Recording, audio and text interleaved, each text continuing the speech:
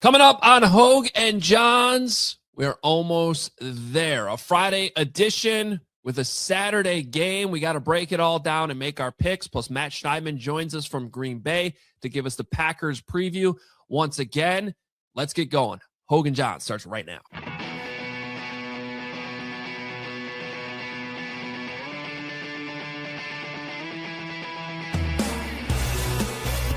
What's up? Welcome in a playoff preview edition of Hoge and Jahns, presented by Old National Bank. Every play matters, whether it's on the field or in your financial life. The best teams win by delivering excellence at every level. Old National Bank, where relationships and results matter. Member FDIC. Boy, every play is going to matter tomorrow night at Soldier Field. Every blade of grass, according to Ben Johnson. I love that quote. Well, that makes me a little nervous. Blades of grass, not exactly the strength of Soldier Field. It's been better. It has. I feel like it got worse this year once the Sodfather, Matt Eberflus, left. He was like, that was the one thing he did here. And I feel like it's been more of a problem this year since he left. So I don't know. Change the grass. Mm-hmm. There is weather tomorrow, too. I mean, it seemed last time I looked, it looked like the snow should be gone by game time, but it's a little dicey. I want it during game time. Does that help or hurt the Bears, though? It works both ways. Probably helps them because they have the better running game. I don't know. All right. I would think it helps the Bears in a home situation like that. It's weird when you're playing the Packers, though. Like, it's just like these are two northern wintry teams. I don't know. It just seems like it doesn't really matter in a game like this. But it could make things look cooler, which we're all for, too. Welcome in. I know everybody's excited, nervous, every different feeling, it seems like. I want to get your feeling, Johns, from being in the locker room yesterday. I know you had some thoughts on this overall vibe with the team on. It was Thursday, but it was really the Friday last locker room availability before the game. So I've been kind of mulling over this idea for a bit now. So hear me out. My context when it comes to championship teams, like being around championship level players, being around greatness, is the Chicago Blackhawks. We're talking about Jonathan Toews, Patrick Kane, Brent Seabrook, Duncan Keith, Patrick Sharp, Marian Hossa. There's Hall of Famers in there, everybody, if you're not a hockey fan. So that team was just so unique in their culture. When they started winning, they were a young team too. And the energy that they had, the way they interacted with each other, the way they talked to the media in front of a lot of media, I kind of felt that type of energy, the youthfulness, the energy, the excitement this week at Hallis Hall. I have never felt that at Hallis Hall ever. Like 2018 felt good. It was an exciting season, but at the same time, it didn't feel like this. I may be getting ahead of schedule because when the Hawks won their first Stanley Cup as part of their dynasty, like they had a playoff run that ended in the Western Conference Final. So I don't know if this makes sense to those who don't know hockey, but that's what I felt in the locker room this week. Like you could feel it. There was like a vibration in the locker room, specifically on Thursday when you walked in. There was an excitement. There was an energy. Like it was palpable. And I haven't felt that walking into a locker room when it comes to confidence, comfort with each other, and the excitement of what's ahead since covering the Chicago Blackhawks like a decade ago. Well, and I was there on Wednesday, and I definitely felt the energy. It's the most people we've seen at Hallis, I don't know, since the first day of training camp, maybe, or maybe one of those joint practices when you have two teams worth of media there. And yeah, it was, you could feel it. So is Joe Thuney the Marian Hossa edition then? Like the pedigree, the guy you just rely on, the veteran, future Hall of Famer, the winner wherever he goes. Tons of playoff success. I think he's Marian Hossa. Huh. Now you got me going down. And you know I'm very excited about the Blackhawks right now. They haven't lost since the new year. See? And that's not part of it. I'm talking about like the old guys who still show up on our feeds. You just I know. tweeted something about Well, Patrick Kane. Yeah, Kaner last night, 500 goals. Did an interview with his son in the locker room. See, but that team, like those teams, those players, again, for those not familiar with this, championship level players who won 3 championships, gold medals, silver medals, like just a bunch of winners in that locker room. Like they had this confidence that they were never out of a game, that they would always find a way. And you're hearing the same things from the Chicago Bears. I'm not saying they're going to win it, but that type of energy has entered their locker room where I think it'll continue next year and beyond. But obviously the focus is this week starting against Green Bay Packers. Right. And maybe this is that year before they won, right? Where they grew up a little bit. They had to Yeah. playoffs. They had to get through some ups and downs where players had to develop, players had to mature. Yeah, maybe that is the loss to I think that was the Red Wings. Right. They made it to the Western Conference Final. Yeah. Right? They did. Yeah. As the 8th seed, if I remember right. Didn't they? No. They were up there. Oh, I thought they were. They weren't the 8th seed, but they were higher than. I thought they made whatever. I like it. I like the comp. Now they gotta.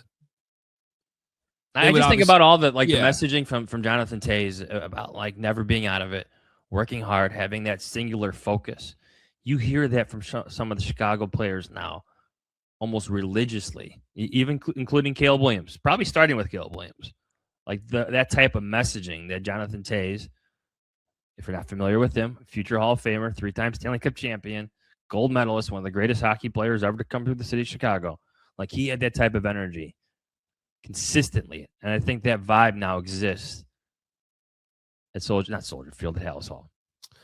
All right. Well, there's been part of the reason why it's interesting is because I'm a little unsure of what the vibe is at Lambeau Field, where the Packers have been doing a lot of talk this week, but they are in a way different situation as an organization. Not only have they lost 4 games, they lost Michael Parsons, if you're going to just take it to like the last month, but big picture wise, there's questions about their head coach. There's questions about their defensive coordinator. In the middle of this interview that we recorded earlier with Matt Schneidman that we're about to play with you, they lost their director of player personnel to the Dolphins because he just got hired to be their GM. You'll hear that happen live in this interview. So there's there's a little bit more uncertainty up there, but I also from afar feel some confidence. They're talking about revenge. They don't like what happened at Soldier Field. They also haven't won since they beat the Bears the first time.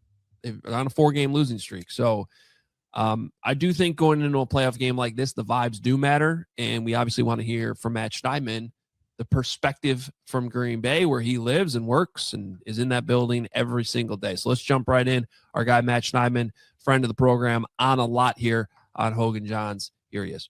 All right, Matt, welcome back in to Hoge Jahns. Bears, Packers, round 3, a playoff game. We don't get this a lot. So obviously both fan bases very fired up. Seems like both teams are as well.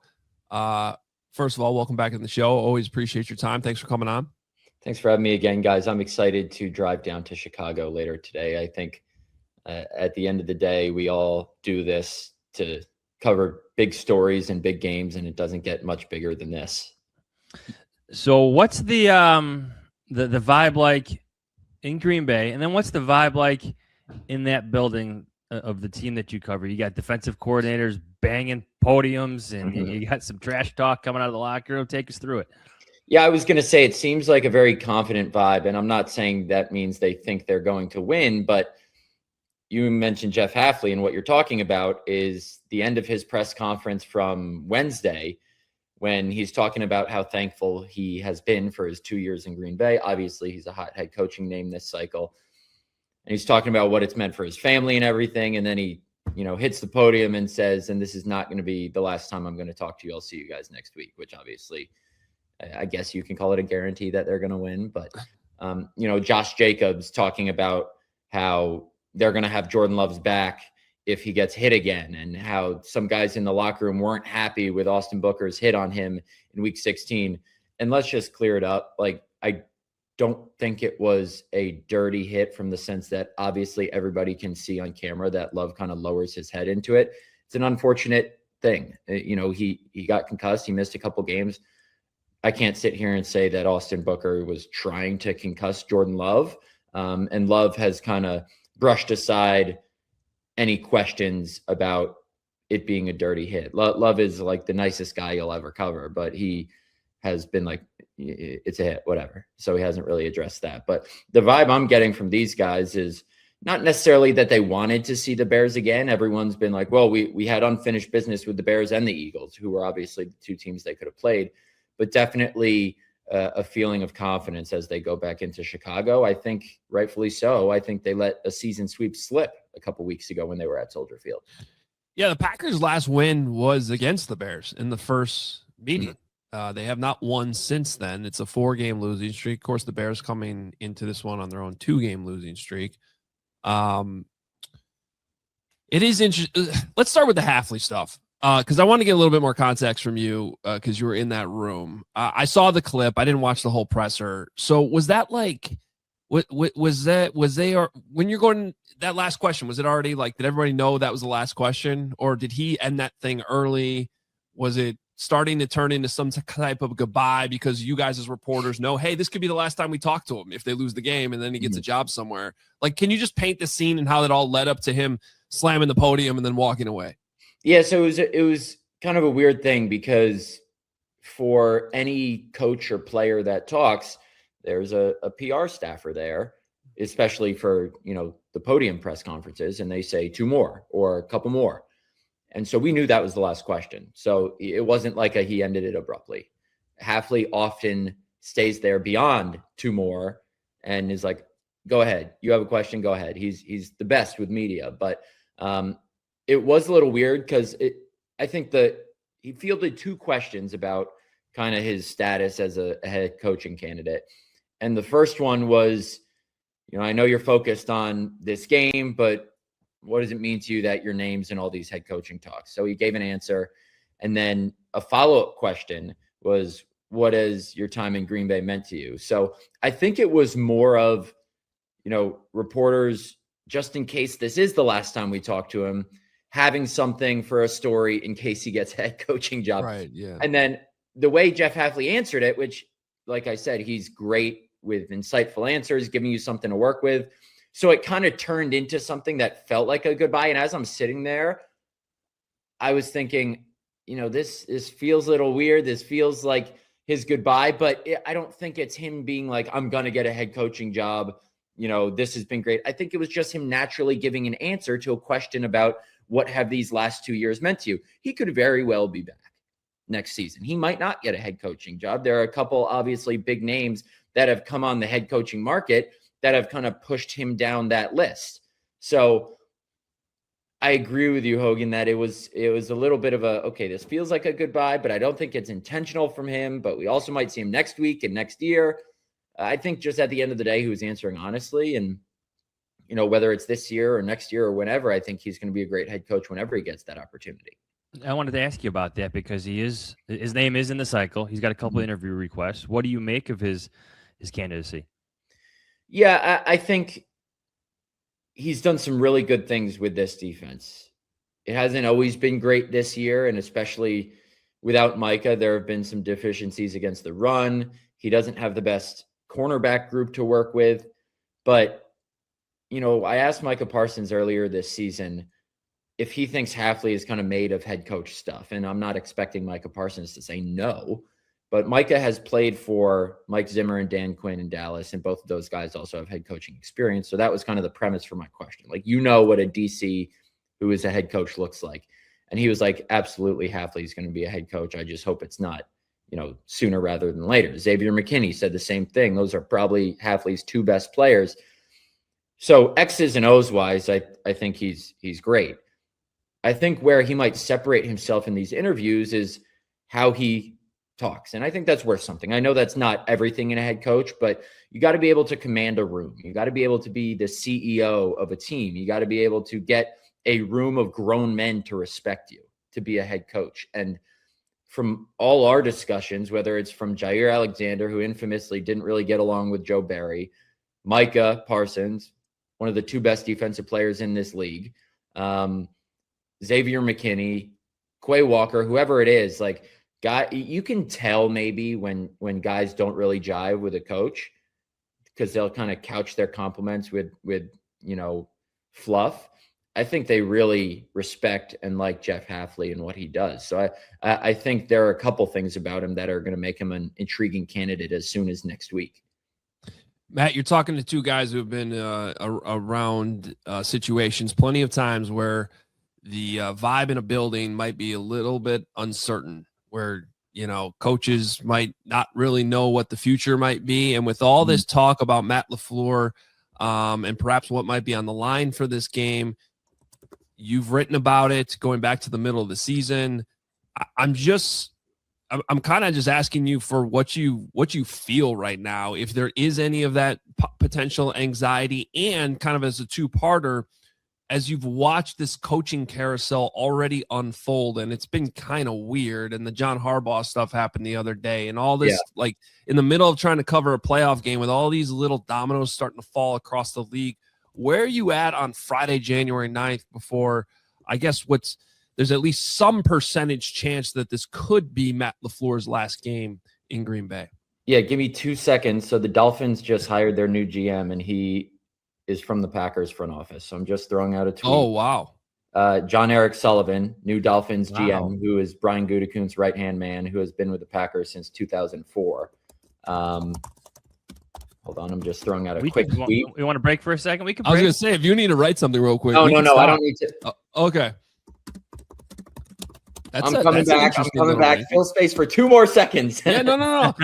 No, so that's a little wrinkle. So then when the Bears win tomorrow and then they do decide to move on from Matt LaFleur, you can go become the Dolphins coach. Well, yeah, okay. So your questions about Matt LaFleur. This is obviously a hot topic and a relevant topic. And I'm not trying to take credit for this at all. After the Eagles game in week 10, when the Packers lost 10-7, they dropped to 5-3-1. I wrote a column basically raising the question of, is Matt LaFleur coaching for his job the second half of the season? And it was a very wide range of reactions. Like, what the hell are you talking about? Why would they ever fire him? I had heard at the beginning of the season, and I didn't explicitly write this in the column, but it was more of I'm writing this because I think I know a little bit of something, and it's worth raising the question. I had been told by someone in the building at the beginning of the season that if the Packers kind of plateaued as a franchise or missed the playoffs or maybe even went one and done, there was a chance that Ed Policy would move on from Matt LaFleur. If anything else, it was because of, okay, this is Green Bay, Wisconsin. Just making the playoffs every year isn't good enough. We need someone to get us over the top and bring that Lombardi trophy back home. If not, just make a deep playoff run. Now, I think Matt LaFleur is a great offensive coach. But as with John Harbaugh, there might be something to be said for, has this run its course? And I understand Harbaugh was 18 years, LaFleur is only 7 at this point. But there's a thought or some credence to the thought of, is he the guy to get this team over the top? Now, if he moved on, he would be the number 1 guy on everybody's board, rightfully so. But I don't necessarily think that means or that alone should drive the Packers to keep him. I've been on record saying, regardless of what happens Saturday, I think they should extend him. I think he's the best coach for this team on the field. I don't know enough about what goes on inside those walls of 1265 Lombardi to say he's the right CEO for this franchise. Everybody loves him. But on the field, I think he's great for Jordan Love, as we've seen. I don't think, and John Kuhn, who played in the last Packers-Bears playoff game, said on our podcast this week, Ed Policy is not going to make his decision based strictly on Saturday's game. It might move the needle one way or the other, but he's not going to say, okay, you lost, you're getting fired.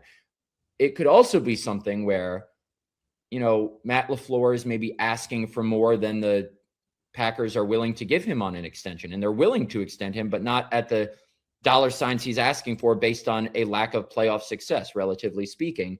So it could be a mutual parting of ways. I think there are a couple different options on the table, and I certainly think that this Saturday's game will have some influence, not all of it, but some influence on his future. Is that conversation like felt like heard in the locker room at all? Is there like a feeling of like we got to do this for Matt? Does that exist? Has that crept in at all? Not that I've seen.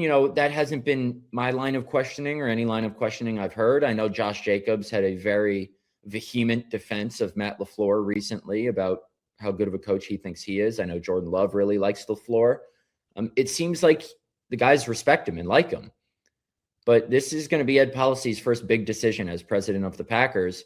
And obviously, Ed Policy, what he said before the season, and I think I've said this on your guys' show before, he told local reporters over the summer, before he officially took the job, that he was not going to extend Gutekunst and LaFleur, and that he didn't want them in lame duck years.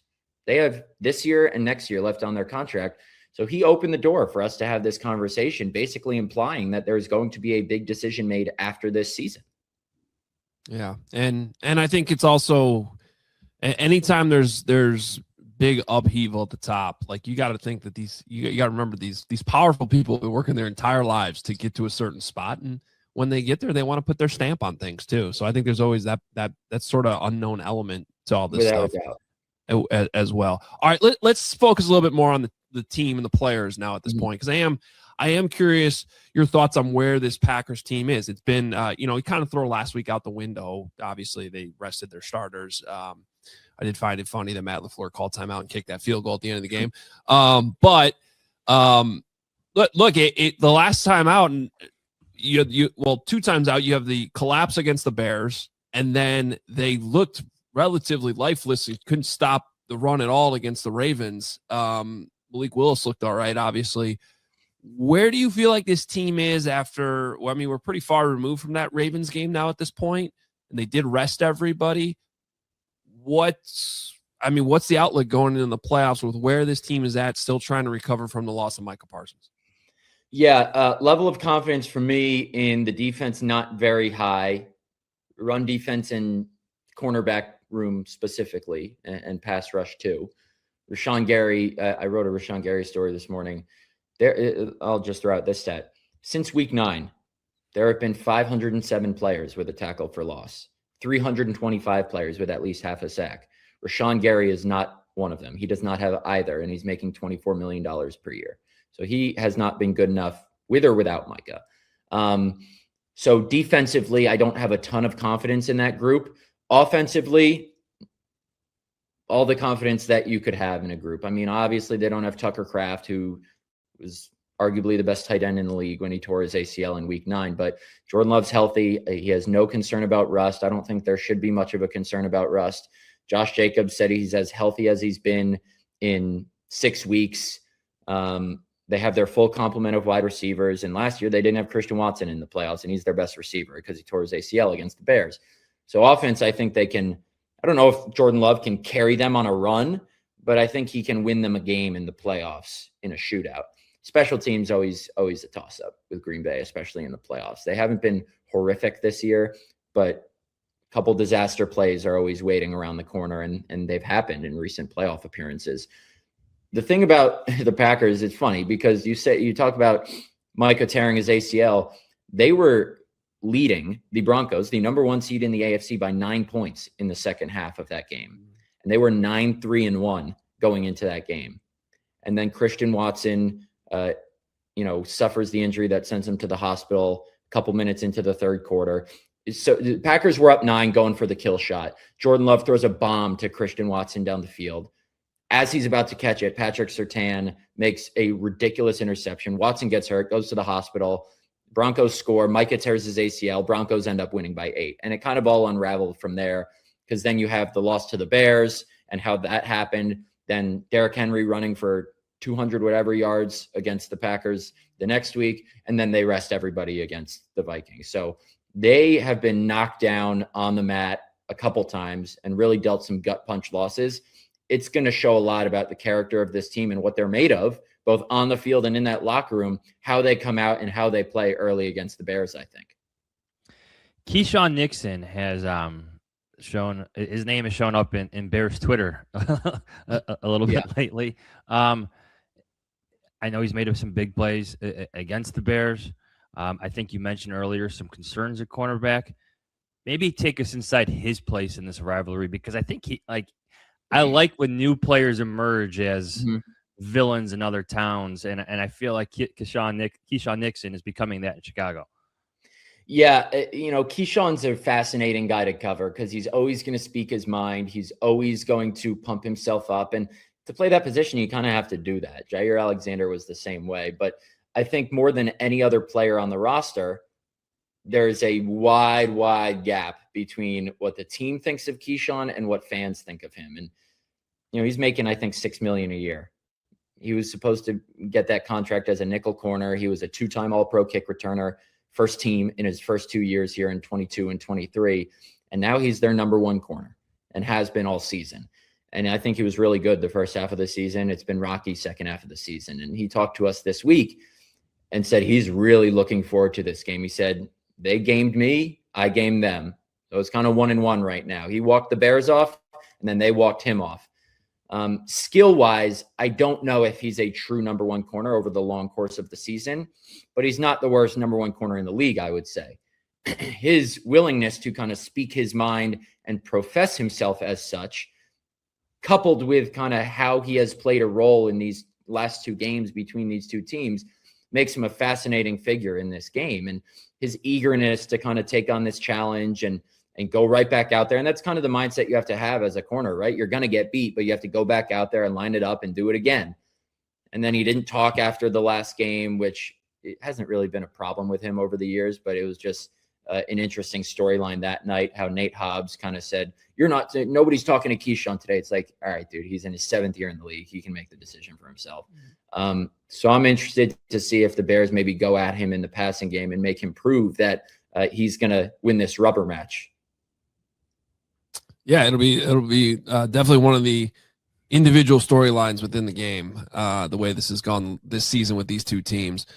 Jordan Love hasn't played in a while, but I mean, offensively, I certainly expect the Packers to have plenty of success against where the Bears defense is right now. Is there any concerns, though, just rust or where he's at coming off the concussion, or is the expectation that this is probably as whole as they've been in a while and should be fine? Yeah, I think on offense, it's as whole and healthy as they've been in a while. And if you have concerns about rust as a fan, I don't think those concerns are misplaced. He hasn't played in more than 2.5 games. Like you said, he hasn't played since he took that hit with 8 minutes left in the second quarter in week 16. Like I said, Jordan Love is often not expansive in his answers, but he gives you something. And he was asked about any potential concern with rust going into this game. And it was one of the shortest answers I've ever seen him give. And, he'll throw a smile in there, but not with this one. He was like, no concern at all. And then it was on to the next question. So I don't think he has much of a concern. I don't think the Packers do.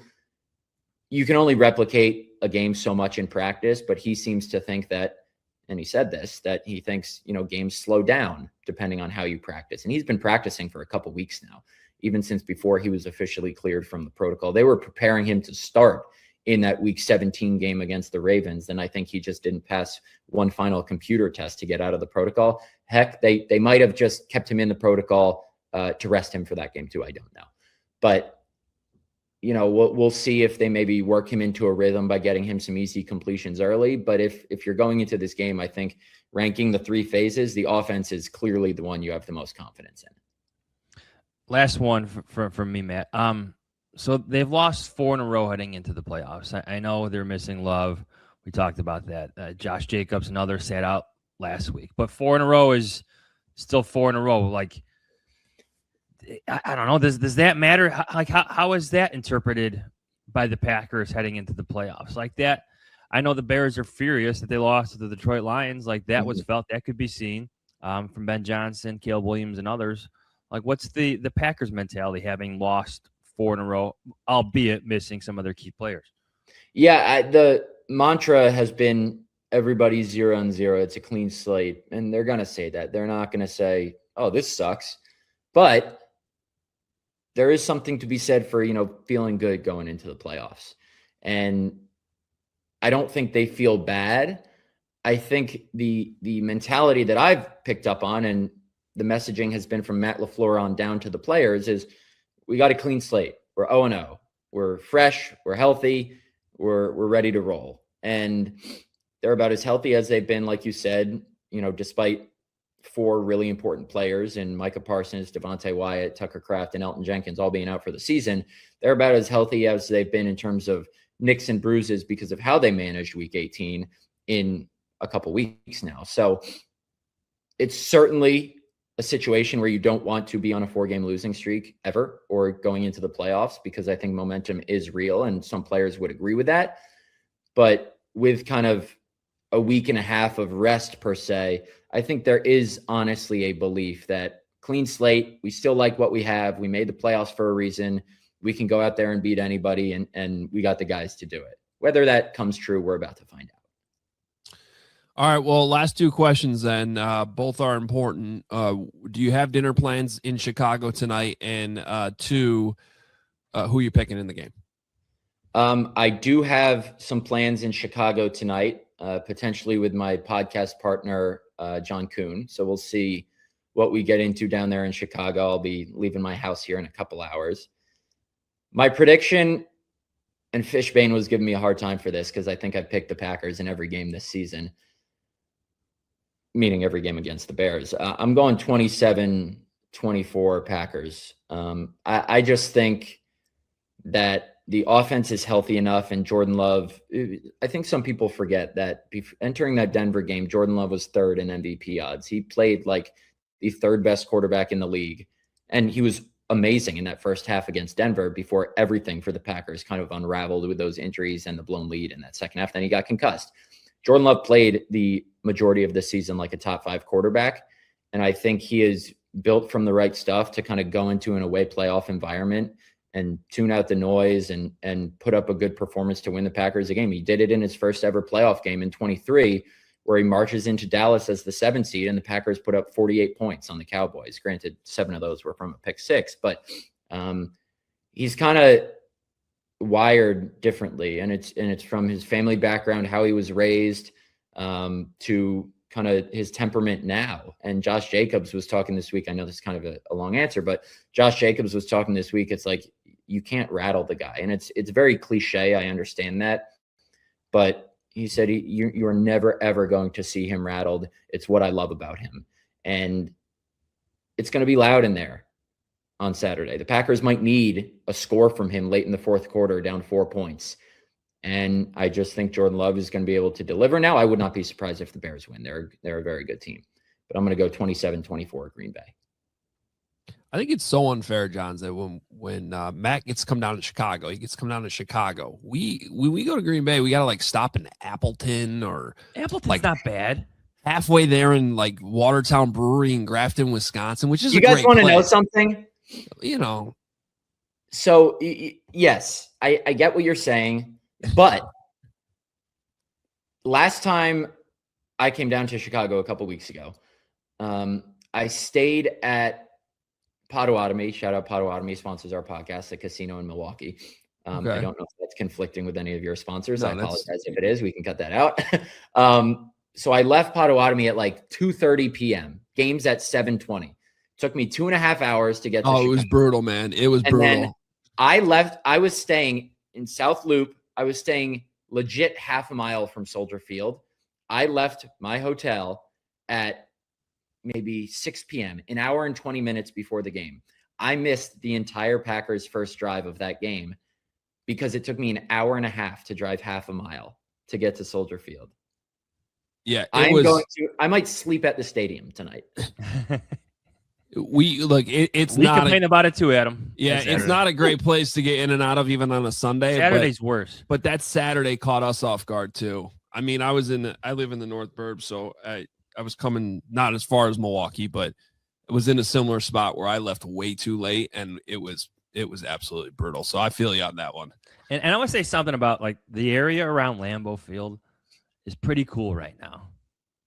Oh, yeah. Let's be honest with the hotels and the restaurants. It's a bit different. Honestly, I kind of like it. I went to school up there, and I had to deal with this as a Chicago kid going to school up there. But that area around Lambeau Field is pretty sweet. Where'd you go? Did you go to Lawrence? St. Norbert's. St. Norbert. Oh, I didn't know you went there. Really? Yeah. Oh, yeah, no, I didn't know that. That's the home of Packers training camp. No, it was funny because I talked to us on the pod before, but Matt, my wife and I actually went to the Bengals Packers game this year at Lambeau because it was the Bears bye week and friends offered us tickets. We're like, sure. And I've never actually sat in the stands there. So we went up there, and you're up there early to like to tailgate and stuff. Got to have fun for a day and experience that whole side of it. And they're like, well, you just park like, just here, go to this intersection and just park on the street right there. I'm like, that's 2 blocks from the stadium. What are you talking about? Because every time I've gone up there for a game, I have a parking pass, like, like a media pass. Yeah. And sure enough, just like show up, and it was a 325 game. Show up at noon, just park right there on the street. In someone's yard. Legal. Yeah, exactly. No, this was even on the street. I didn't even have to like pay a guy $15 to park in his yard. It was, and then you just like walk down the street and everybody's in the yard. It reminded me of Madison, like before Badger games. Like it's a really cool, unique atmosphere. Yeah, I've become numb to it just because I'm here every day, but it certainly is really, really neat. I just wish, I obviously don't root for the Packers as a fan, but I like covering big games and, covering playoff games here. I haven't done that since 2021. It's been fucking forever because they've been the 7th seed the last 3 years. Yeah. Well, this is the wrong podcast though to come on and complain about covering playoff games. Hey, I know. I don't even know if we're still including this part because I see it's still recording. We're riffing here. We are. That's what we do on this pod. Matt, thank you so much. Appreciate you coming on, and have a good time in Chicago. Leave a little bit earlier tomorrow to get to the game. I will. Just wait till you have to drive to Indiana. I know, right? Fly into Gary. Yeah. Oh. Yeah. Thanks, guys. Always appreciate it. Matt Schneidman. Thanks, man. All right, Johnsy, the Packers side of it, I got to be honest, doesn't really clear things up for me all that much. I just mean in terms of like who the hell to pick in this game. I'm confused. We got to talk about it. We got a lot to break down. I think both of these teams feel like they can win. They're going to win. It's very confusing. So all of that are 3 big questions, our over-unders. It's all coming up. Don't go anywhere. But first, Johnsy, what if you could have reliable and intelligent Wi-Fi, and what if you could keep it at the same price for 5 years? Wouldn't that be nice? That's the Xfinity 5-year price guarantee. They do this. Imagine Wi-Fi that makes everything in your home work together. It finds and fixes problems before you even notice them, like super intelligent Wi-Fi with a 6th sense. And it lets you stream the game even when the whole family is online at the same time. All of your devices work in perfect harmony for 5 whole years. And here's the best part. There are no annual contracts. There are no hidden fees. And Xfinity's best equipment is included. Take it from us here at Hoge Jahns. A lot can change in 5 years. Championships are won. Records are broken. Dreams grow bigger. But your Wi-Fi, it should stay reliable, and the price should stay put. Lock in your price and unlock the possibilities with Xfinity. Learn more at Xfinity.com. Xfinity, imagine that. Select plans only. Restrictions apply. Have you heard of Goldbelly? It's this amazing site. Yes, you have. I know I have. It's this amazing site where you can get the most iconic, famous foods from restaurants all over the U.S. I have an order coming in. What do you got? I went with the Anchor Bar original buffalo wings from Buffalo, the actual buffalo. And then there's some cake that has like 18 layers to it or something. That's, I think, coming from New York. Very excited. Really? All right. So if you're in Chicago, you could get like those real wings, the real Philly cheesesteaks. But if you're outside Chicago, which we have a lot of listeners that love Chicago but don't live in Chicago, we're talking about our deep dish, Lou Malnati's. Pequod's is on there. Damn. Chicago steaks are also on there too. I think Gibson's. Check it out. I'm going to Gibson's tonight. Are you? Yeah. Why not? I didn't get invited. Yeah, there's a reason for that. So whether you're looking to turn game day into an unforgettable experience with friends or want to impress loved ones on Valentine's Day, go to goldbelly.com and get 20% off your first order with promo code CHGO. Goldbelly.com, code CHGO for 20% off your first order. All right, John Z, let's get going here. I got a million things to say about this game. Very confused who to pick. I'm still mad you talked me out of the 49ers pick 2 weeks ago. They were so close. We got some very close. So very close. Well, now I'm tied with Carm in our CHGO lead. I've had a great year with predictions, and we've fallen apart here late in the year. We're on a 2-game losing streak, just like the Bears are. So you're right. We got to be right. It's more important than Go ahead. What do you got? I was just going to say, my prediction is more important than who actually wins this Bears game. Not true. Definitely can't lose the true. Carm. Cannot lose the Carm. Well, that's well. Is he did he pick the Packers? I haven't clicked on Pat Norton's link in the newsletters. That's a bad job by you, because everybody should, first thing they do when they wake up, should read Pat Norton's newsletter. No, I'm in the newsletter. I haven't hit the link to our picks yet. Okay. Carm did go Bears. Wow. Okay. And Pat flipped. Because Pat, when we were at Hallis the other day, Pat said he was picking the Packers. He picked the Bears. I'm telling you, it's got to be the vibe in the locker room. Maybe. That matters. I'm not against that. All right, let's go 3 big questions. You got this. 3 big questions. Number 1. If I'm the Packers, I'm most concerned about what? Stopping the run. Because that is how the Bears win this game. They have to get back to being that dominant run team, that elite running team they were a lot throughout the season. But as I said earlier in the week, to me, the last 2 weeks, they've looked more like the team that struggled to run the ball before the bye week. They got to get back to, and the good news is they did do that against the Packers in both games. So that's what I'm worried about. If I'm the Packers, I just really think this game comes down to ball control. And so the more the Bears run the ball, the more they're dominant on the ground. That's what you got to stop if you're Green Bay. Can I give you another one? I want to hear your thoughts on this. The Midway Miracle. There are 2 key players on the Bears' offensive side of the ball who did not play in that game. Do you remember who? The Bears' offensive side of the ball. Yeah. There was Rome Odunze and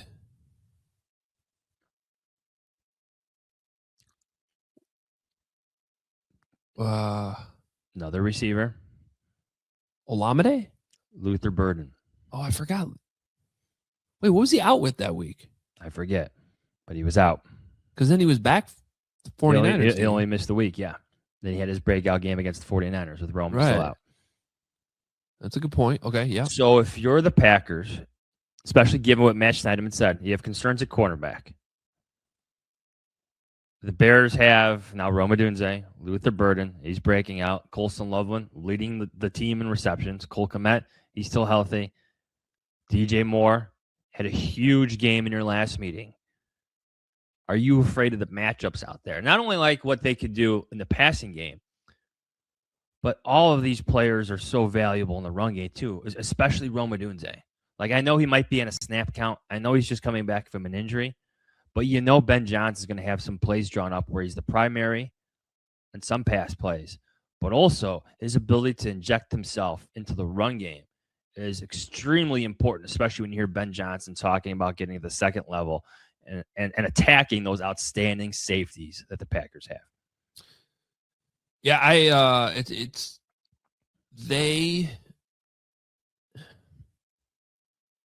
I mean, you can make an argument that the Packers need to be most concerned about Caleb Williams too. I mean, just containing him, not letting him run. I think that's going to be a factor in this game too. Look, the reality is there's 2 really good offenses here, and there's 2 slumping defenses, and kind of for different reasons. I think the Packers, it's more because of injuries. The Bears, I mean, you could say injuries too. Nobody really seems to be 100%, but they haven't been dialed in defensively now for a while. So, yeah, no, I think it's a good point. Look, both of these defenses are going to have their hands full. All right, number 2. If I'm the Bears, I'm most concerned about what?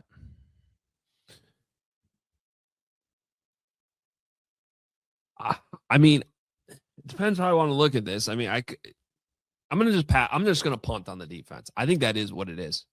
Okay. So I'm going to look at this from Ben Johnson's perspective.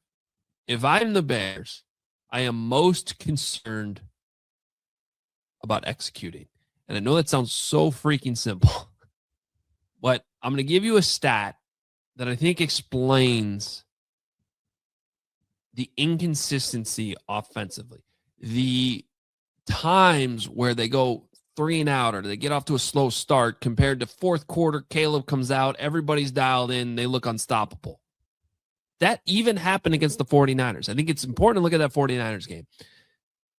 You look at the scoreboard and you just look back on it like, man, the offense was dialed in. They were going up and down the field. It was a shootout. A lot of that's true, except for the fact you forget there were certainly times in the first half, and Ben Johnson walked off that field at halftime and was pissed at his offense. Did not think that they were dialed in. And here is the Bears season offensively. And it is the difference, in my opinion, Johns, between the Bears being one and done in the playoffs and potentially going on a run here. They just have to execute more consistently. They are 9th, according to Sumer Sports, they are 9th in EPA per dropback, which I'm sure Ben still wants to see that number go up. But he talked about this at the owners' meetings, how important EPA in the passing game is to determine wins and losses.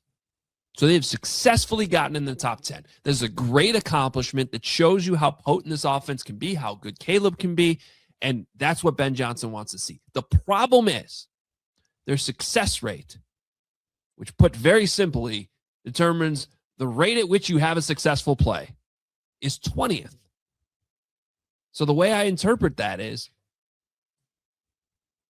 when they are successful, when they run a successful play, they're deadly. They could be explosive. They could beat anybody.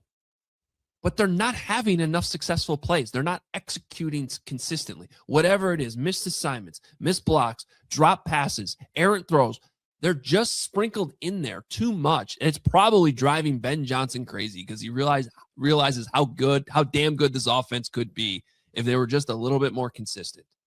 And I think when you look at the state of this defense, the Bears just cannot afford to have those hiccups on Saturday night. They have to have their best game. They have to be dialed in. They have to control the football. They got to move the chains. They can't let Jordan Love possess it as much as he did, or the Packers did, I should say, because Love got hurt the last time out. That's how I look at this. I put it more on the offense, and I've kind of come around on it this week because that's, I think, where you started this week.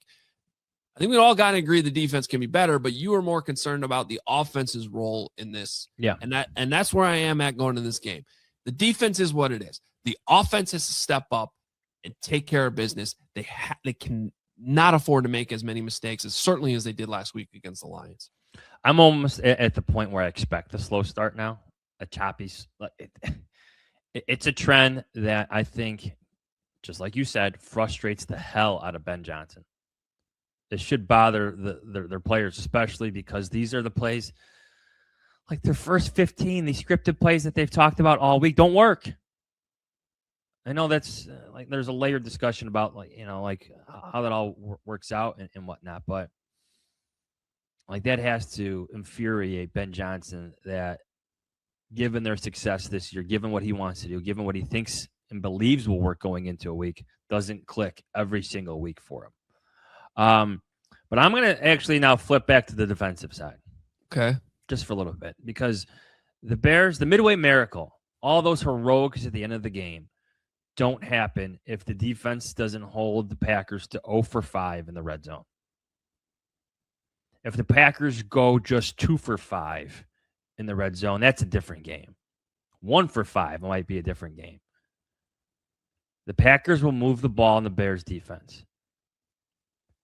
But if that red zone percentage stays the same as the previous game, the Bears will have a chance. But if it changes in the Packers' favor, then I'm worried about the outcome.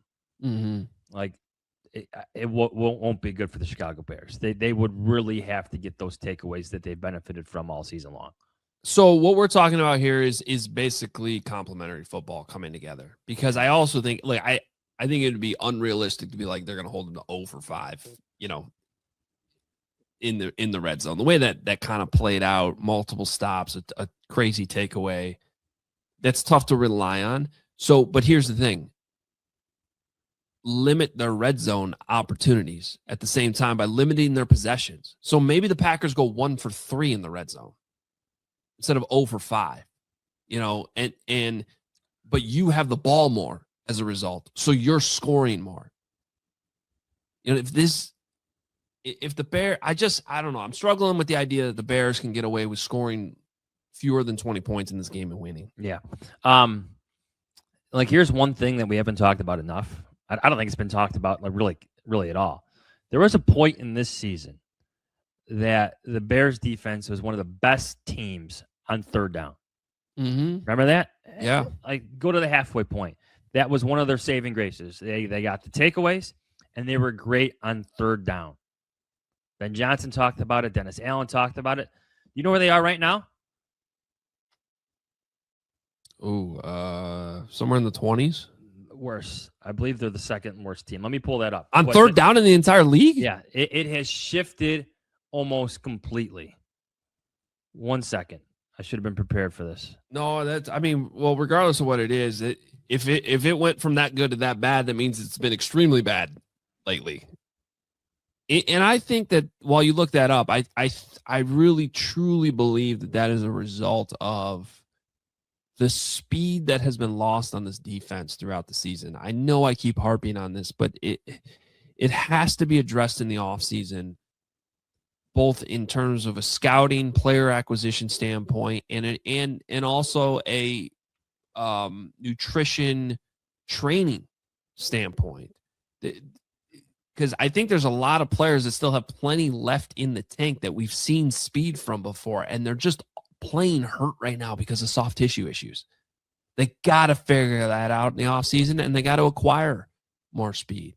And the thing that kind of sucks, as good as this draft class is, they tried that with Ruben Hippolyte, but he can't get on the field.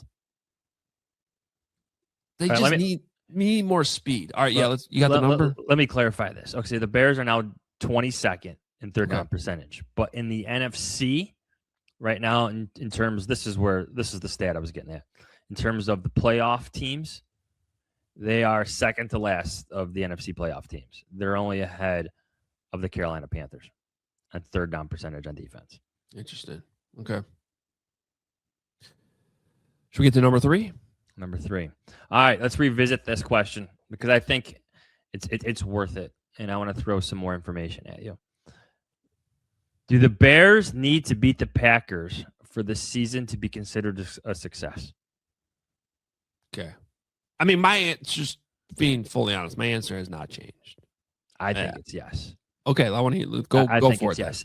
Did you watch 1920 Football Drive?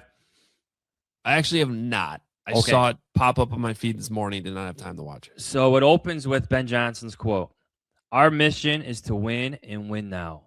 And then it closes with the same quote. And I'm like, oh, yeah, that's the energy you've been getting from Ben Johnson all week. I think there would be immense disappointment felt if the Bears don't beat the Packers in that locker room. I'm not worried about how that affects the mindset going forward. I'm sure it'll change certain narratives and conversations. It's still a hurdle for the Bears to get over. The Green Bay Packers would still be a hurdle for the Bears to get over. I think it doesn't wash away all the progress Caleb Williams made. It doesn't wash away DeAndre Swift's season. It doesn't wash away Colson Lovin leading the team in receptions. It doesn't do that. But at the same time, it still puts it throws a bunch of dirt on some clean laundry or something like that, because there is a lot of things to feel good about, but it still wasn't good enough. You weren't better good, better, best. You weren't Right. You weren't able to best the Packers. I think that matters. It really matters in that locker room, in that building, especially in the front offices. What you're hitting on here, I think, is important because, I think, and I'm probably guilty of this a little bit when I say, oh, no, it's still been success because you found your head coach, you found your quarterback, which does matter and is a completely valid argument. But when you're in it, and I learned this from coaching, Johns, when you're in it, anything short of winning it all just doesn't feel like a success. Like, even if you had success, even if we spent 4 years building up Carmel, and then we lost like a heartbreaker in the quarterfinals to Nazareth on like the second to last play. And there were so many good things to celebrate, but they went on to win the state championship and we didn't. It didn't feel like a success. And so nobody has higher expectations than the players that are in it. And Ben Johnson specifically. And they haven't, to this point, gotten to the best. This whole thing's been good, better, best, and it's been Ben Johnson saying we're going to play our best in January. They haven't done that yet. I think, like, if you, I may be criticizing your part on this, like, if you consider this season a success, like, that's probably our outside expectations. Like, right. I had them as a 10-win team, so they've exceeded my expectation level. I think the way we got to look at this question is the internal expectation level, which has really ramped up throughout the season. Like, they now expect to win. They expect to make a playoff run. So if they don't, it's no longer a success. Like, the point is to win. They've won 11 games. Now they want more. That's the message from Ben Johnson, and that's what I'm trying to answer that question with right now. Look, part of the reason why I've entertained this conversation all week is because I think it's a great question. I think it's completely valid, and I can see both sides of it for sure. And it's kind of why I've been trying to have multiple conversations about the big picture versus the small picture. Like, I think big picture, this has been a success. But I also think they have a huge opportunity in front of them right now. And if you go one and done, you lose to your rival, and that's still an issue. Yeah, you haven't reached your internal expectations. So I think that part of it's fair as well. Can I get one more Packer nugget in here before over-unders? Go ahead. We go to over-unders, because, and maybe we're getting a little off topic here, but maybe this is a good time to bring in this weird Ryan Poles tweet that popped up during our show too. But so while we've been doing this episode this morning, and it happened while we had Matt on, the Dolphins, hired John Eric Sullivan from the Packers front office to be their general manager. And already I'm seeing on Twitter the amount of smoke pointing towards Jeff Hafley potentially being the head coach down there. Which brings us back to that Hafley discussion we had. Whether it's good or bad, it's probably bad. And this is something the NFL's been trying to combat, slowing down the hiring cycle because it becomes such a distraction in the playoffs.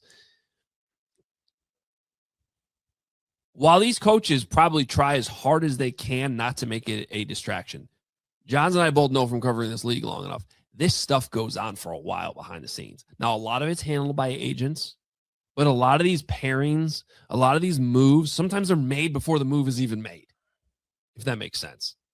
Like, the John Harbaugh dominoes were in the works for a while, and the agents are all behind. So the point I'm trying to make is, whatever's going on on that Green Bay side of things, and there's probably some things like that happening on the Bears side that we don't even know about too.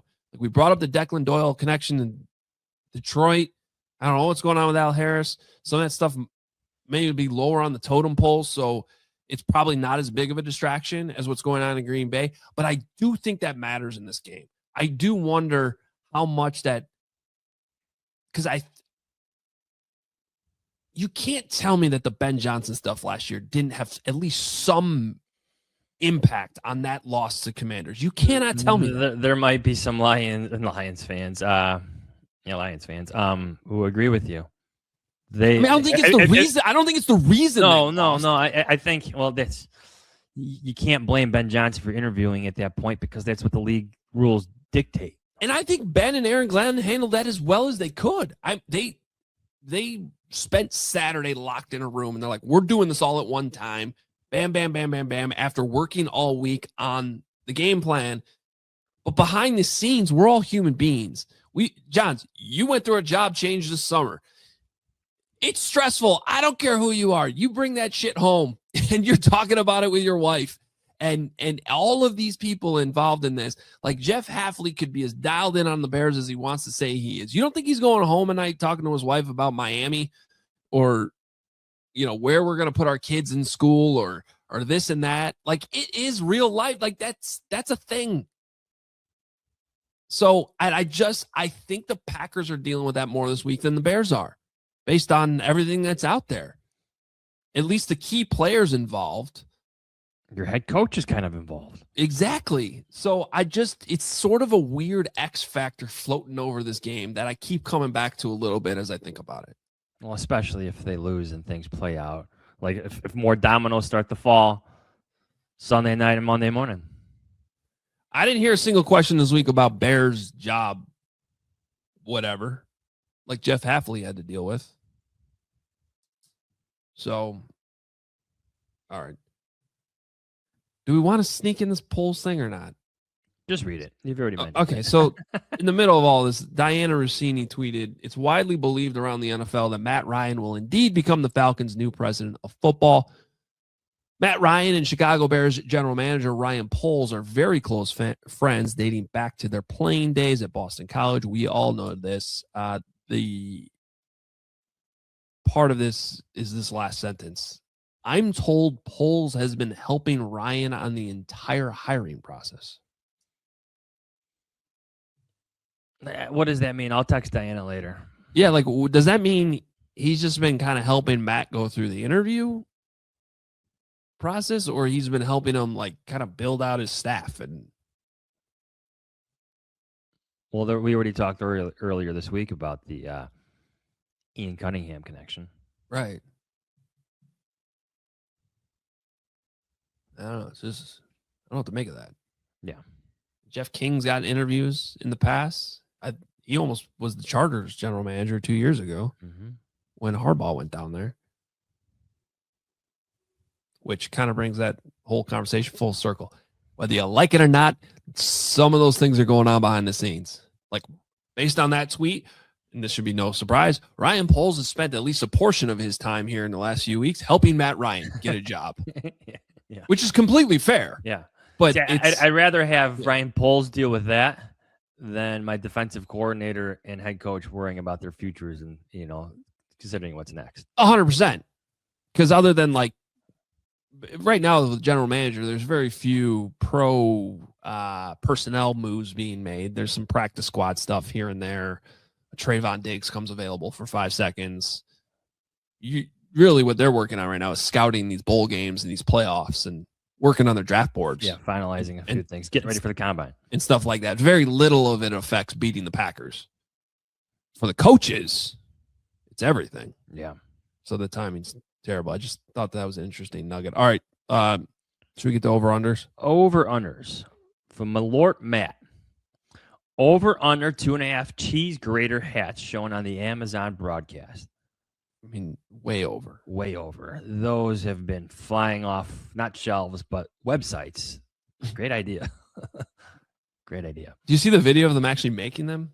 No, I did not. Yeah, it's interesting. It's just like a bunch of pieces they put together, and I guess when it's all said and done, it's sturdy enough that it just stays together. I don't know. It looks like a cheese grater.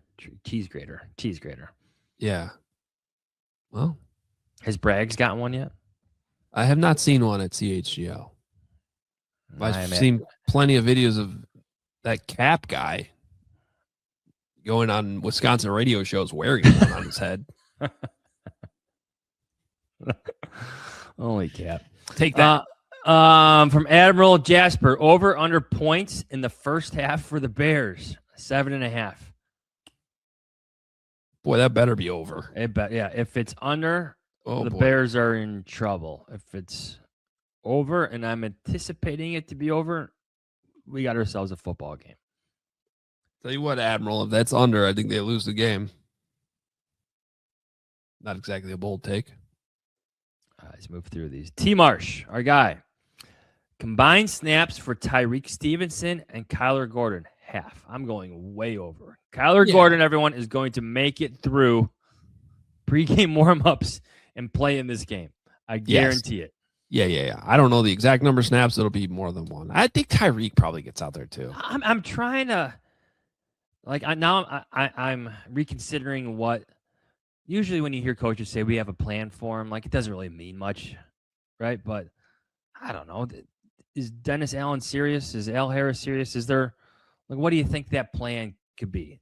My initial reaction, okay, he's got to be ready to go in if somebody gets hurt. Right. Is there a package out there where he comes on as the dime? But that might be the plan. Yeah.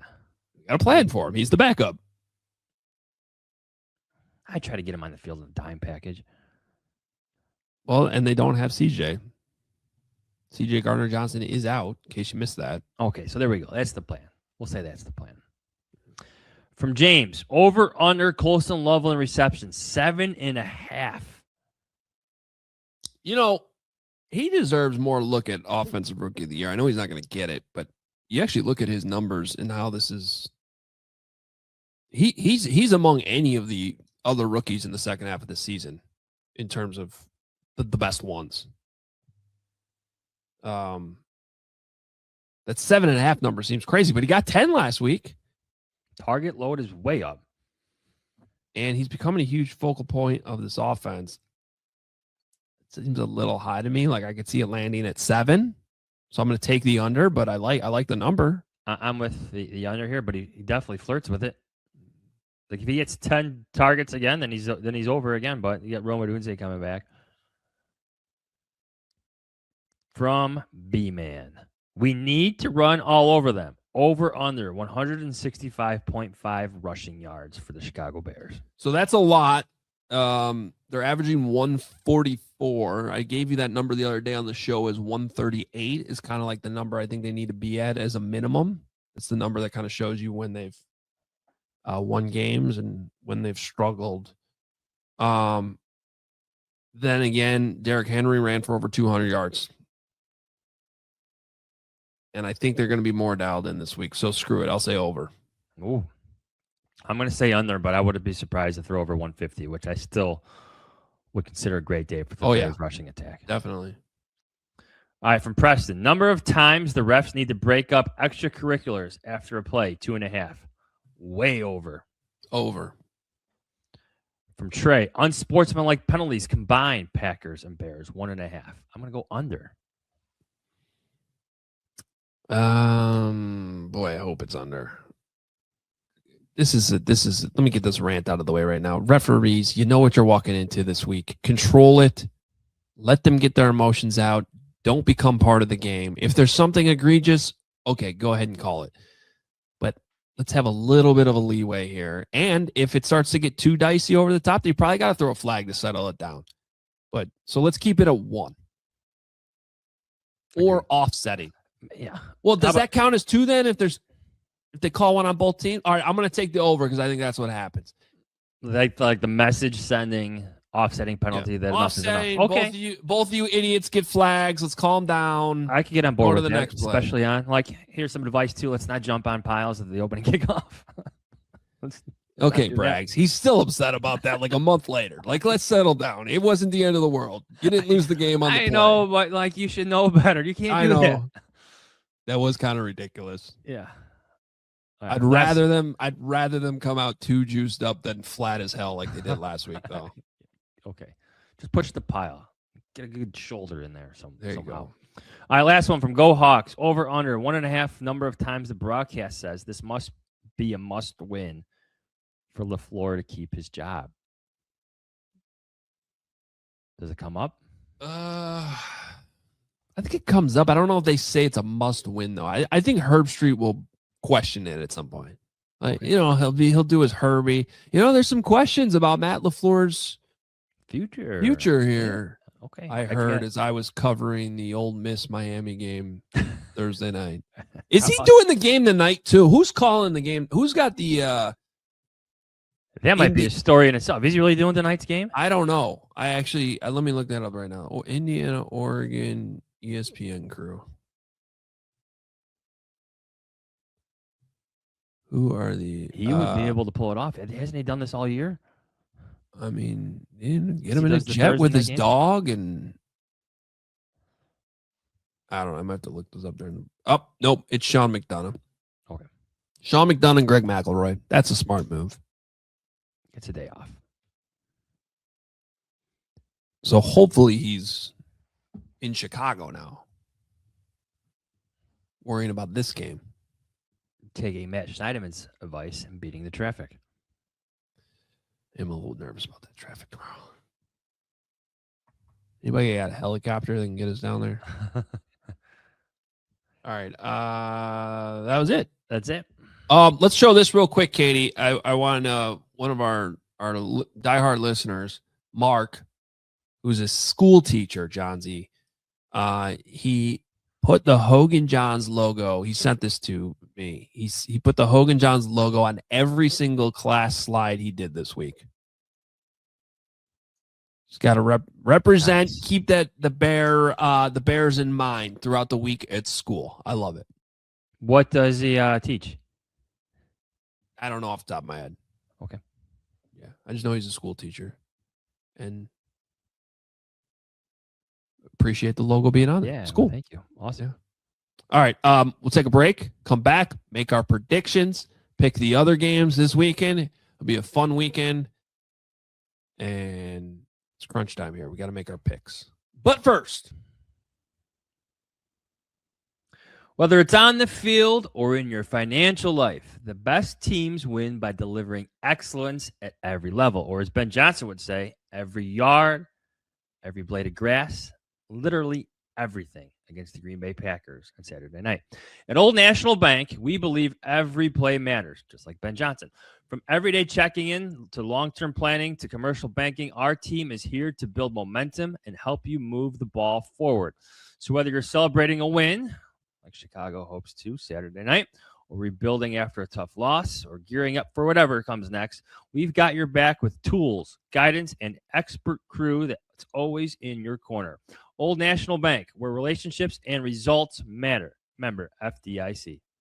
And it's a new year. You got big goals. And if you're like me, you have no time to cook. That's for sure. Factor makes it easy with fully prepared meals designed by dietitians and crafted by chefs so you can eat well without the shopping or cooking. And the best part is all these meals actually taste really good. Quality, functional ingredients, including lean proteins, colorful veggies, whole food ingredients, and healthy fats. No refined sugars, no artificial sweeteners, no refined seed oils. It's good for you. They're meals that fit your goals and your schedule. Healthier eating, calorie management, more protein. They got it all. Over 100 rotating weekly meals. And they got a new collection called the Muscle Pro collection, supporting strength and recovery as well. It's always fresh, never frozen, ready in about 2 minutes. There's no prep. There's no stress. And I've been eating Factor for a long time. It's perfect. And even Johns points out a lot. It's good for the kids. Sometimes if you just need to get something quick going for your kids, head to factormeals.com/CHGO50 off. Use code CHGO50 off. You'll get 50% off your first Factor box plus free breakfast for 1 year. Offer only valid for new Factor customers with code and qualifying auto-renewing subscription purchase. Make healthier eating easy with Factor. All right, Johns, let's do this. It is that time. Predictions. You want to go first? Saturday night, Prime Video, Packers -1.5 at the Bears. Packers are the road favorites. All right, so Jordan Love hasn't played since December 20th against the Bears. That's where he suffered his concussion. They've lost 4 in a row, and I know one of those losses no one played. I understand that. The rushing defense is a weak point. The Packers aren't far removed from Derrick Henry's big day. I also want to say, like I said earlier, the Bears didn't have Luther Burden or Rome Odunze in their previous matchup, and they still put up a lot of fireworks. So let me read you my prediction. Bears 27, Packers 20. This game plays out like most have this season for the Bears. We should know better, right? Dennis Allen's defense holds its ground on third downs and in the red zone and forces 2 takeaways. The Bears' offensive line opens holes for running backs DeAndre Swift and Kyle Monangai for an efficient, productive night. Quarterback Caleb Williams makes clutch plays when needed. And in the locker room after the game, Ben Johnson delivers the loudest good, better, best yet. Bears 27, Packers 20. I love the prediction. Be fully honest, I've been leaning Green Bay all week. I was leaning Green Bay before the Bears played the Lions on Sunday, and that game obviously didn't help sway me the other direction. I am extremely worried about the defense's ability to run with these wide receivers. I think the Packers are as whole as they've been. I think they're rested. I think the Bears are going to have plenty of problems covering these guys. That being said, we know how the season's gone. John's, the last 4 games, let's go past this season. Let's go back to last year. The last 4 games between these two teams has come down to the final play. You had a block field goal at Soldier Field last year. You had a walk-off field goal at Lambeau. You had an interception, a walk-off interception by the Packers at Lambeau this year. And then you had the miraculous midway miracle throw to DJ Moore at Soldier Field a few weeks ago. Why would this game be any different the way this thing's been going? And if it is going to come down to the end, and I really do feel like this is a coin flip, I think the line is correct.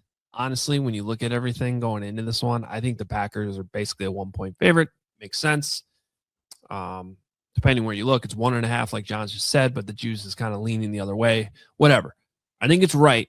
I think it comes down to a point or 2, whatever. And if it really does come down to that last play, the way this season's gone, Ben Johnson, Caleb Williams, I'm going to side with Iceman. I'm going to side with the fall in the Bears' way, especially at home with what should be a crazy crowd. And in the end, because I'm so torn on this game, I asked my 11-year-old son, James, who's going to win? And he said Bears 24, Packers 21. So what the hell? We'll roll with that. Because I don't know any better than him at this point, despite all the work I put into this all week. It's funny. I asked my 12-year-old son what he thought. And I said, I'm thinking 27-20. He goes, Dad, that's literally what I was just thinking. Boom. There we go. So let's just go with our kids' scores. What the hell do we know anyway? And this will probably be like the second time ever I've nailed a score exactly, just because James made it, not me. I just can't shake the feeling that the season isn't supposed to end yet. Okay. It's a weird feeling. Maybe this goes back to the Blackhawks vibes I picked up like earlier in this week. This doesn't mean it's going to go all the way. It could end in the second round, the divisional round, and that would be fine. But I just can't escape the sentiment, the feeling, I don't know what it is, that this season for the Bears isn't supposed to end yet. See, what's interesting about that is I'm thinking back to 2018, and I think that was partly what was so stunning about that loss is I think everybody was so confident they were going to win that game. That Eagles team, they had won but the year before, but they had Nick Foles playing. Like, it just felt like the Bears were going to win. And I feel more confident this year than I did in 2018. I think this team's better long term, but I actually think the fans are more prepared to lose this one than they were in 18. Does that make sense? I get it. I don't know. I don't even remember what. Maybe I don't get it. You know. Yeah. Okay. Bears win. You got a bold prediction? My bold prediction is that I don't know, everybody was probably getting mad at Dan Orlovsky yesterday because he had the Bears, his Packers winning easily. But he actually had a really good stat in there that I didn't know. And that is that the Bears have really needed not just one takeaway, but 2 takeaways to really win. In games where I have not gotten 2 takeaways this year, they're 2-6. I think that's a very fair stat to bring up. Now, he also said like sometimes they haven't earned the takeaways, like the other team throws it to them. That wasn't a fair thing to say. But it is fair to say that this defense really does rely on takeaways. No doubt. We've seen it all year. But, okay. Then that's how they win this game. So I think that the defense comes up with 2 key takeaways despite probably giving up plenty of yardage again. And it's going to be frustrating at times. But I do think they come up with the takeaways at the times that it matters the most. I can't really recall a takeaway where I felt like, I guess that one Jordan Love interception in Green Bay felt like that, where he just misread everything and C.J. Gardner-Johnson was just there waiting for the ball. Like, Yeah. That's an example, but I don't know. Like I covered Deshaun Wright in Philadelphia, literally ripping the ball away from Jalen Hurts on a tush push. I don't think Jalen Hurts was trying to give that ball away. You know what play we forget about that kind of started all this? When the Bears were 0-2 and the Cowboys had the ball and they got a huge run down the sideline with Javonte Williams, and Tyreek Stevenson came out of nowhere and ripped the ball out of his arms from behind and somehow kept his feet in bounds for possession. Like, that's what sparked all of this. Yeah. And that was that's just a wrong statement. I'm sorry. Like, it's just wrong to say that they haven't earned the takeaways they've gotten. That's what they've done. That's what and honestly, if you listen to what Al Harris is saying, like, a lot of this is coached up just in terms of how they're identifying the route concepts that or offenses are trying to attack the defense with. Right. Jalen Johnson, interception. That's my bold prediction. Bold predictions.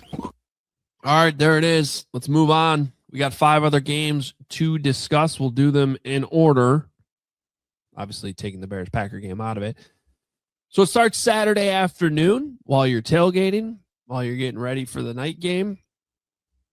Fox, 3:30. It'll be Rams at Panthers. It is the biggest spread of the weekend. It is the one game that's kind of expected to be a blowout. Rams are favored by 10.5 on the road. So at first glance, you think the Rams should blow out the Panthers until you realize, you go back in time, that the Panthers actually beat the Rams at home earlier this season. Mm-hmm. Matthew Stafford had 3 turnovers. The Panthers, won 31-28. That was on November 30th. Derek Brown sacked and stripped Stafford to end the game. Stafford had a pick 6. Bryce Young threw a 43-yard touchdown pass on 4th and 2 halfway through the fourth quarter for the win. I think it could be a good game. Didn't you have a stat earlier about how the Panthers cover a lot? Well, I didn't necessarily have a stat, but they play teams tough. Really what this comes down to, Johns, for me is does Bryce Young turn the ball over? He probably does. The Panthers have the worst point differential ever for a playoff team at -69. Nice. But here's the thing about the Rams. This is why I'm taking the Panthers to cover. Look, I have been guilty of this at times too, of saying that the Rams might be the most complete team left. Both sides of the ball. But I was doing some research on them, watching a little bit closer earlier this week, and I put this in my power rankings. Did they peak back in November? Because you bring up that Panthers loss. I don't know how many people realize that they're 3-3 in their last 6 games, including losses to the Panthers and Falcons. Mm-hmm.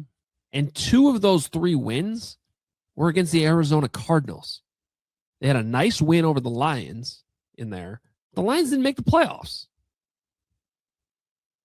So their last win, Johns, against a playoff team was back on November 16th when they beat the Seahawks at home. The Seahawks had a chance for a game-winning field goal that was missed. Are the Rams really as good as we think we are? As good? I don't know. Because if there's a world in which they came to Soldier Field next week, I think that'd be a good game. I like the Rams to win, but the Panthers at home should be able to cover the 10.5. They may lose by 8 or 9, even 10, but they should be able to cover it. Yeah, I think maybe it's a backdoor cover too. I think Rams win, Panthers cover. That's what I'm going with. I didn't hear all of it. I heard a lot about most of it, but what I did hear, I did not hear any of that.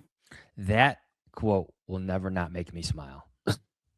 It's one of the best ones ever. CBS noon, Bills 1.5 point favorites at the Jacksonville Jaguars. Besides Bears, Packers might be the best game of the weekend. Mm-hmm. I'm excited for this one. Is Sean McDermott the defensive version of you need to win? Like Matt LaFleur conversation here? There's a little bit of that buzz going around, and the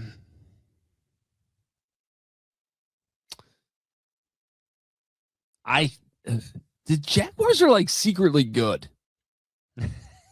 I don't know how to look, because early in the year they were a lot like the Bears, where they were taking the ball away at a crazy rate.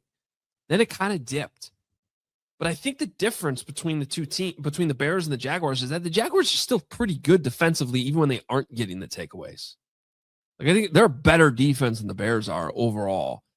And meanwhile, Trevor Lawrence has been right up there with Drake May. Those are probably the two best quarterbacks since mid-November. And I'm throwing Matthew Stafford in there too, because that goes along with what I just said about peaking in November. Stafford's dipped a little bit.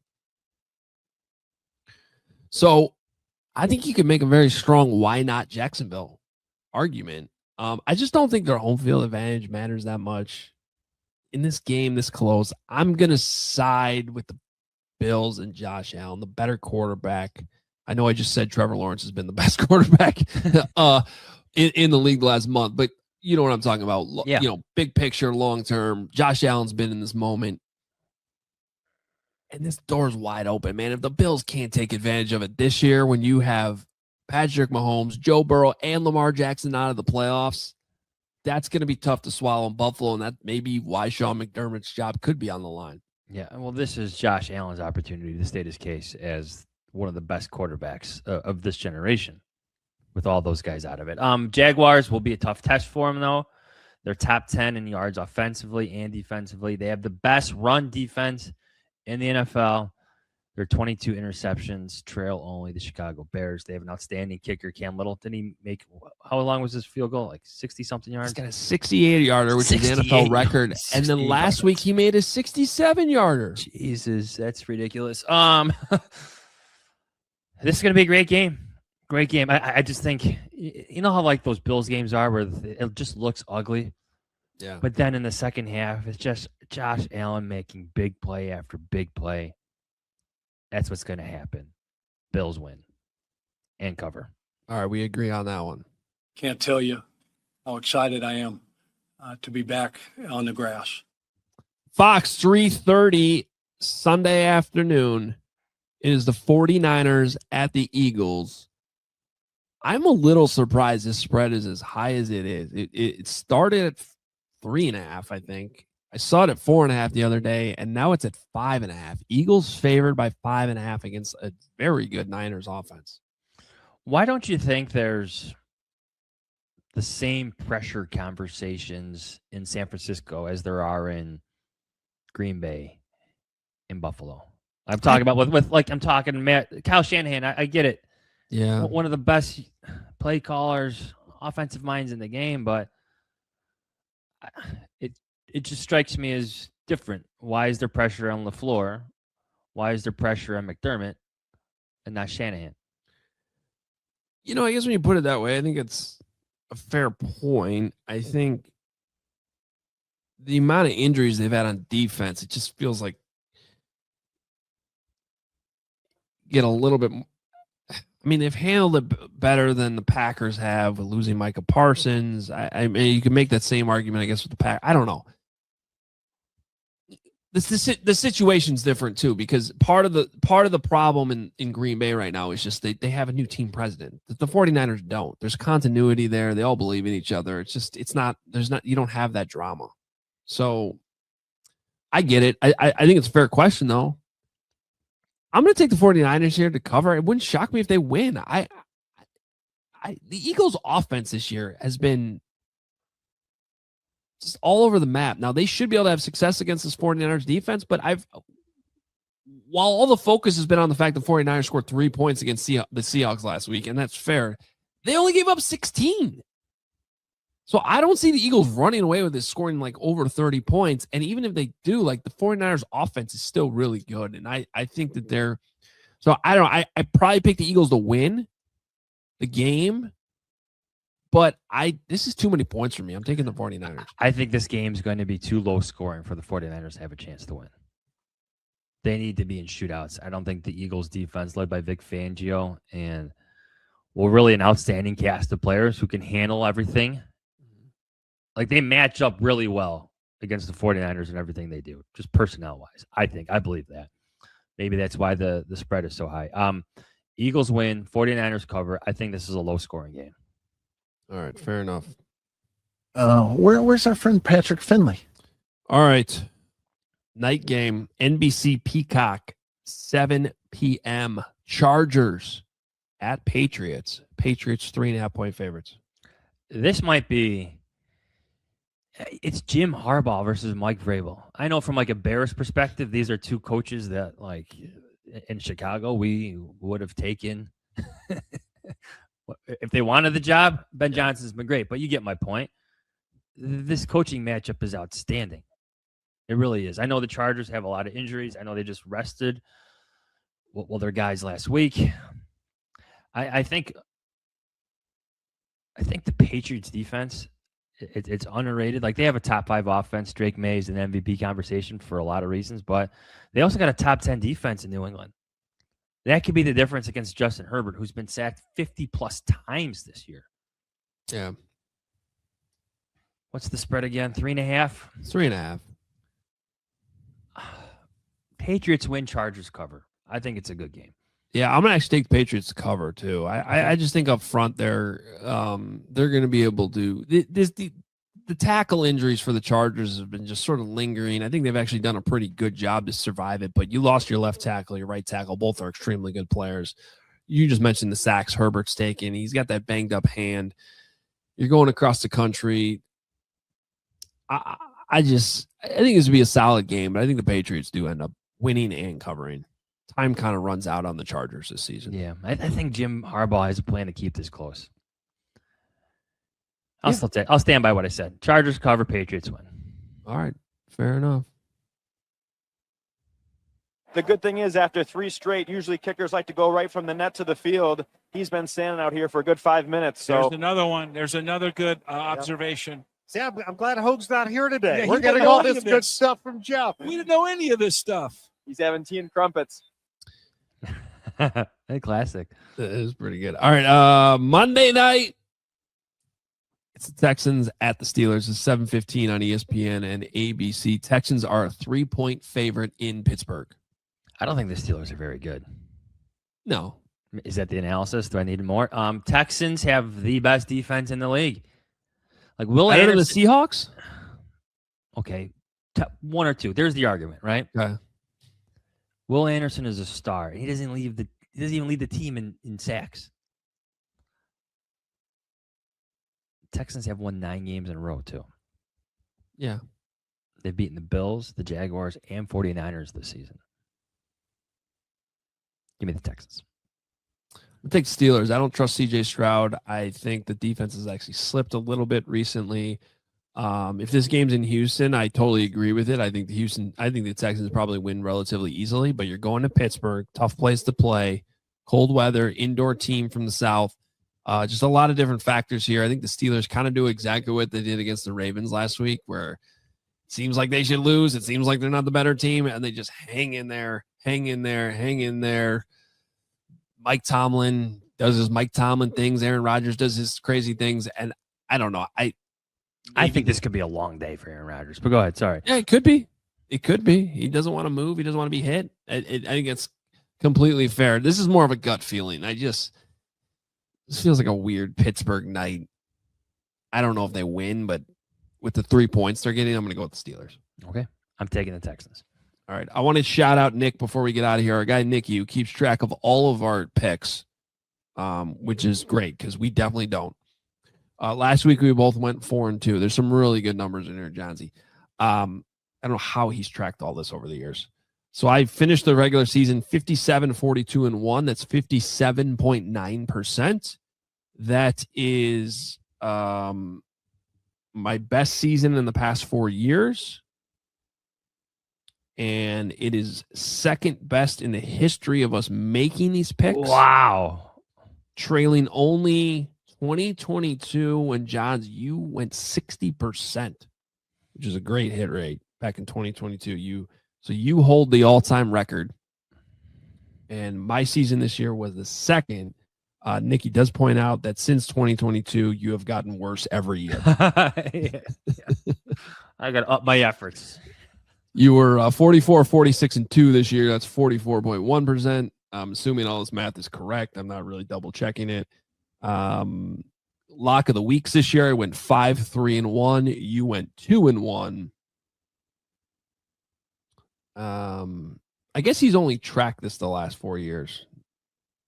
Now I think about this. So you won in 22-23. I won in 24-25. I got to flip the script. My all-time record, 53.2%. You're at 51%. We're not bad. No, you take anything over 50, you take. Thank you, Nicky, for tracking all that. I wanted to give, since he did all the work, I felt like we needed to sneak that into the end of the podcast. This isn't a long one, but it's the playoffs. It deserved it.